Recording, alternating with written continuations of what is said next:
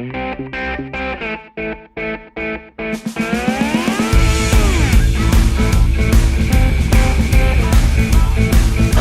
many of you Fultonians have noticed these new signs pop up around town designating the many city facilities and parks. But exactly how are these signs made? Well, let's go find out.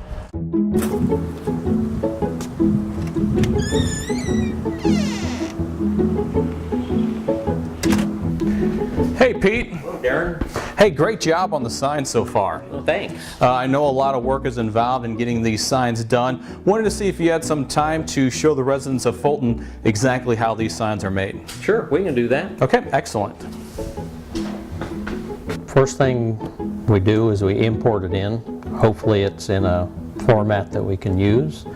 This one here is, and the next step is we always make a duplicate of the original so that we always have the original, so we can always, whatever we do to the new one to try to get it to work, then we'll have we always have the original. And then we just kind of take it apart because different things. The background's going to have to be cut out of a metal material, an aluminum laminate. We'll do that on a CNC router. So we take that. I usually would double that because there's so much white here. If I take it completely out, then the white wouldn't show up anymore. Flip it around to make it fit the router table. And we'll actually just export that over to the computer that runs the router. And it's over there. The other thing that we do, we will take out the lamps right there. They have to be printed because they're multiple colors, and it's easier just to print them on vinyl. We have a printer that prints on vinyl, completely weatherproof printing and everything. So we just take it out. In this case, there are 2 signs that we're going to be making. So, and they're double-sided, so we need 4 of those. We just double up everything and we'll export that to the printer. The other parts that we do, we dissect all the white lettering. It'll be cut out of vinyl, so it goes to a different machine. We try to save anything that we can that'll fit the material. That section right there is 27. Our material is 24 inches, so we try to find a big section that would be 24 inches. This one here has been designed totally the way the customer wants it. The city of Fulton has taken the time to design it all up. All I have to do is make it. The challenge is getting all the parts cut out efficiently so that we're not wasting a lot of material or time putting it back together. So that's why we try to find different areas that we can all cut together so they can be put on the sign all at one time. So after we get the things decided out, the striping is all different, cut out differently, and then we cut it out on the different machines and then put it all back together. You remember that we sent the lamps over to another program because they will be printed. It's called a RIP program, and that's this right here. They're going to be coming into this. There they are. First thing we do is check out to make sure it's going to cut. This particular printer not only prints on the vinyl, but it also cuts out to shape. So you can see the red lines in there. That tells me that that's where it's going to cut. That all looks good. Especially when we import a graphic from somebody else, the cutter works on certain colors, and if for some reason they have incorporated that color in there, it will try to cut that out. But it's actually a color that's very seldom used, and so we can see this time, you can see the little red dots in there. I have had times when it might try to cut something else out other than just the outline. All we want is an outline for everything to stay intact. So that's why we have to look at that. The first thing we do is make sure that it's not going to cut something it's not supposed to. The next thing is just send it to the printer.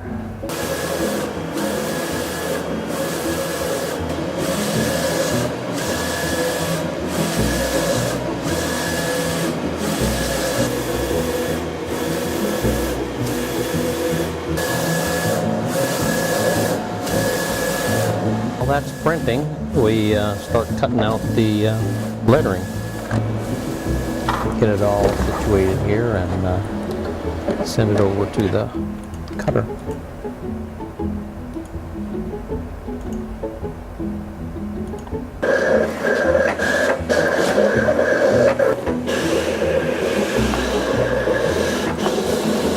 We bring it over here to this computer and call it up, and there it is on the display. Gives you a kind of a show of what it's going to look like, and we get everything set up on the table out here, and then just click start. This is just going to cut out whatever design is in there. The first thing it's going to do, I've got it set so that it's got the right clearances and where I want it to start at. The first thing it's going to do is it's going to come up, it's going to start up here. The reason I had it do that was because once it gets up here and goes cutting around, it'll miss my clamp that's down there. And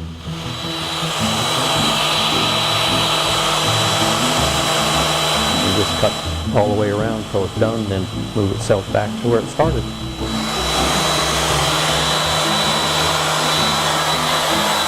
It'll cut just about anything you put on it. Non-porous metals and wood, plastic, we do all that kind of stuff. We just can't cut steel or things like that, but we can cut aluminum. The real thick, solid aluminum materials we do in more passes. We just do a small pass at a time. And some materials that have been pretty heavy, we have to squirt a lubricant on it while it's cutting. Before we move the router or anything like that, we make sure that it was cut all the way through. If it wasn't, we can just rerun the program at a deeper pass so that if anything didn't get cut. But this one here cut out. What we'll do now is we have to go through and touch up all the edges. We'll take a file and just kind of clean up all the edge all the way around it. So you've just seen that the sign was cut out on the router, and now we're getting the vinyl lettering ready to be put on the sign. I've cut a sheet of vinyl out, and now I'm going to weed it to get rid of the excess vinyl. So I get it started on the weeder.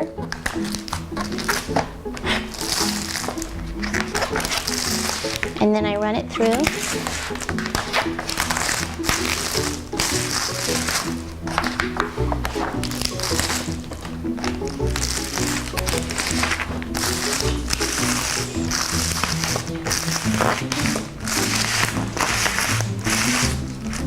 The weeder doesn't take out the middle of the letters, so then I have to go and do those by hand.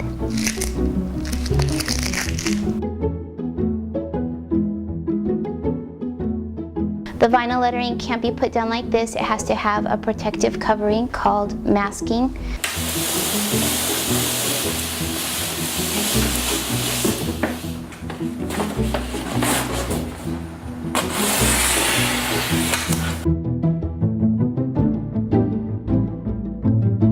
We're going to put a border around this sign, which I've already prepared, just like you saw the lettering earlier. And I have some pieces that are already taped. I have my line drawn on my sign, so I know where my border is going to go. I get my corner in position. I make sure that I'm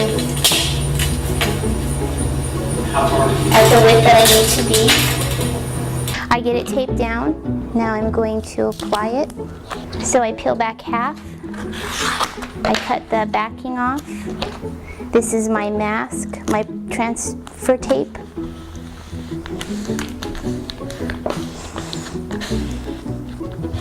And I just smooth it on there with my squeegee.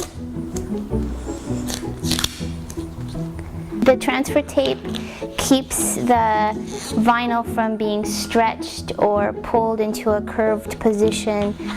If you don't have the transfer tape on there, your shape can get out of shape very easily, or it can tear.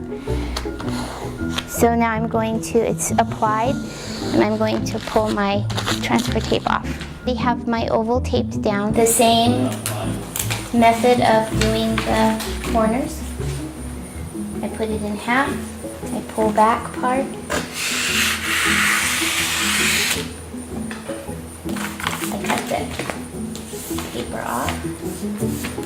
I want to start it from the center, and then I want to work out to make sure that I stay straight, that I don't bunch up the vinyl. Air bubbles are a problem if you go too fast. If I were to start here and not start from the center, I would get problems over here in this area.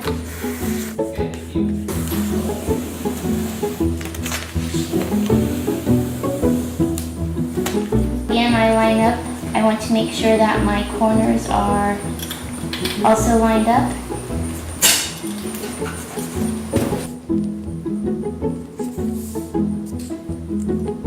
I tape it down.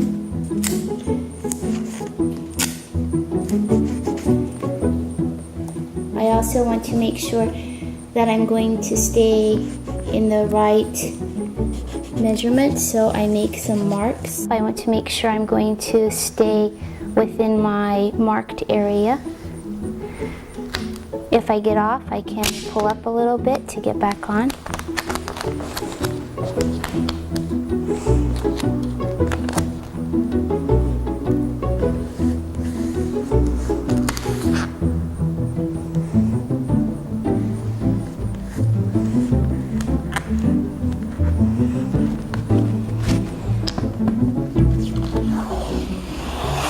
And I remove my transfer tape again. So now I have some straight areas that are left. I'm going to put those on with a different method. So I have stripes cut. I've taken my knife and I've cut along the edge of the stripe. I want to make sure that I don't have any dust here. And then I want my connection to overlap just a little bit. I make sure that my stripe is along my line. Then I take my squeegee and I squeegee it down. I want a clean cut, so I line up with my line. I gently cut.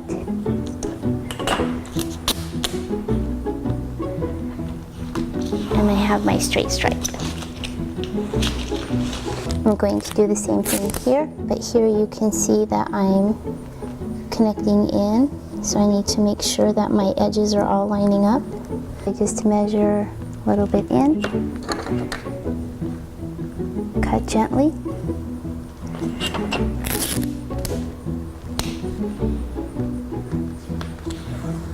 Now I'm going to do the top stripe. This is a little bit different because they're cut at an angle. But the application is the same. So I've marked where I need to start with my point. Get everything lined up.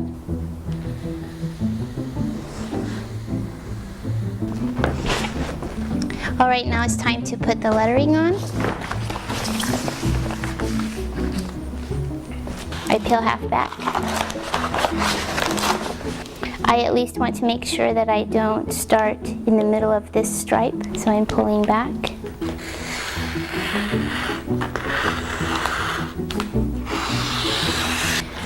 So I lift it up. I want to make sure it's not going to fold over on itself. I start in the middle, work my way out.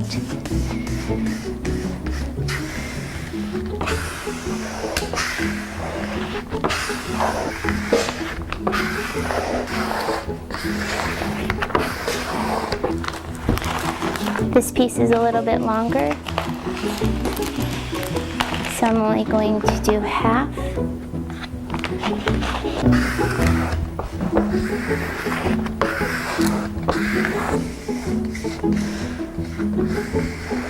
All right, now I'm going to remove the transfer tape.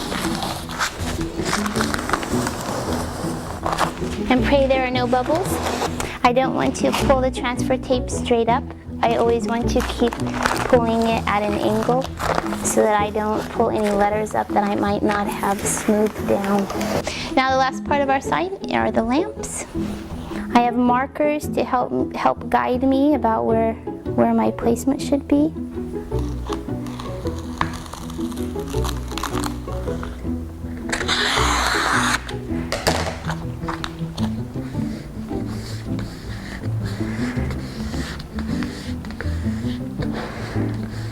Here is the finished sign face.